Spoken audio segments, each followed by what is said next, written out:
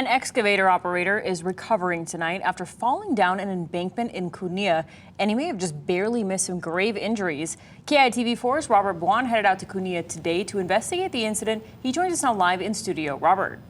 Yeah, Mika, I visited an area you can't really see unless you drive through private roads and headed out to Kunia Farms. And in that area, everybody I talked to, not a lot of people saw a whole lot when it happened. But here's what we do know. The 30-something-year-old man fell nearly 30 to 40 feet down an embankment and was seriously injured. When I arrived at Kunia Farms, the equipment to try to extract the fallen excavator had just arrived. You can see there.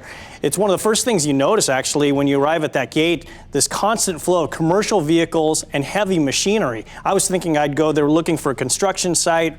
That might be where it is, but that wasn't enough because there's work being done on almost every lot out there.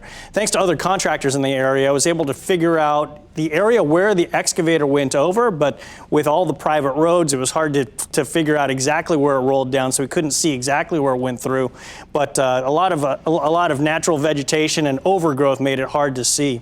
So that's where we were. We were walking through that area trying to find it. Now, as for the victim, the driver, it could have been a lot worse if he didn't escape in time. Take one thing in mind where you think about an excavator, there's no roll cage on a roll bar on that cage. So this heavy machinery falling on top of you, it's sort of a miracle that he's just in critical condition if you think about it. So hopefully, hoping for the best. But Honolulu Emergency Medical Services, when they reported to the incident, when that was around 10 o'clock this morning, EMS said that the man was operating the excavator when it fell. He was able to get out, not trapped by the machine. So that's sort of a miracle in itself, although he did sustain some injuries because the machine obviously had to have hit him at some point during that plunge.